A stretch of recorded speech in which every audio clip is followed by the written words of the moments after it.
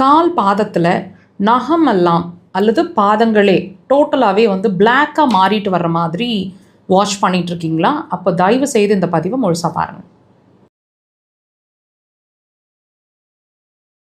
இந்த colour changes, அதாவது கருப்பாக மாறிட்டு வர்ற மாதிரி இருக்கிறது, கணுக்கால்லேருந்து கீழே மட்டும் கருப்பாக மாறுறது, நகங்கள் மாத்திரம் கருப்பாக ப்ரௌனிஷாக மாறிட்டு வர்ற மாதிரி நீங்கள் உணர்றீங்க அப்படின்னா இதுவும் ஒரு ஹெல்த் இஷ்யூவோட வார்னிங் சிக்னல். உங்களுக்கு தெரியுமா? உங்களோட லிவர் ப்ராப்ளமில் இருந்துகிட்ருக்கு. அதாவது லிவரோட மெயின் ஃபங்க்ஷன் அப்படிங்கிறது டீடாக்சிஃபிகேஷன் அப்படிங்கிறது நிறைய பேர் நமக்கு தெரிஞ்சிருக்கோம், நம்ம படிச்சிருப்போம்.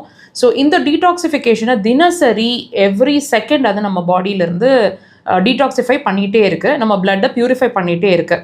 ஸோ இந்த இம்ப்யூரிட்டிஸ் அப்படிங்கிற ஒரு விஷயம் உங்களோட பாதங்கள்லையோ உங்களோட வேறு எங்கேயாவது ஸ்கின்லேயோ காட்ட ஆரம்பிக்குது அப்படின்னா லிவர் வந்து சரியான முறையில் டீடாக்சிஃபிகேஷன் பண்ண மாட்டேங்குது அப்படிங்கிறது தான் அது உங்களுக்கு தெரியப்படுத்தக்கூடிய விஷயம், நீங்கள் பார்க்கக்கூடிய உணரக்கூடிய விஷயம். ஸோ இதை வந்து நீங்கள் ஒரு வார்னிங் சிக்னலாக எடுத்துகிட்டு, அதாவது உங்கள் லிவர் உங்களுக்கு சொல்லக்கூடிய வார்னிங் சிக்னலாக எடுத்துகிட்டு ட்ரீட்மெண்ட்டை ஸ்டார்ட் பண்ணணும்.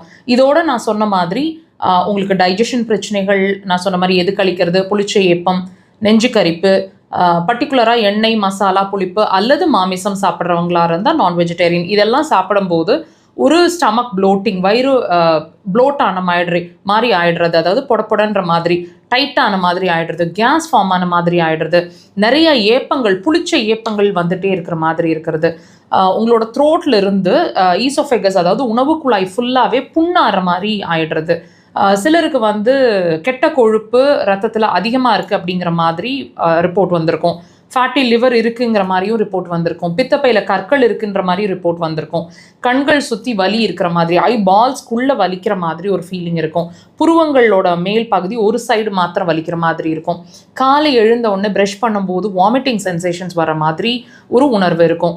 இதெல்லாம் இருக்குங்க. நெகட்டிவ் தாட்ஸ் நிறைய இருக்கும்.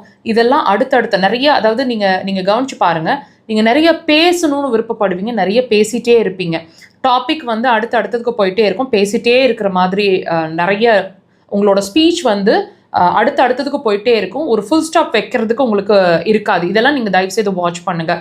இதெல்லாம் நெகட்டிவ் சைன்ஸ் இல்லைங்க. உங்களை நீங்கள் கிரிட்டிசைஸ் பண்ணிக்க வேண்டிய அவசியம் இல்லை, நெகட்டிவாக எடுத்துக்காதீங்க. இது எல்லாமே உங்களோட பாடி உங்களுக்கு சொல்லிட்டு இருக்கக்கூடிய ஒரு வார்னிங் சிக்னல். தயவு செய்து இதெல்லாம் ஹெல்த் இஷ்யூங்கிறத அண்டர்ஸ்டாண்ட் பண்ணிக்கோங்க.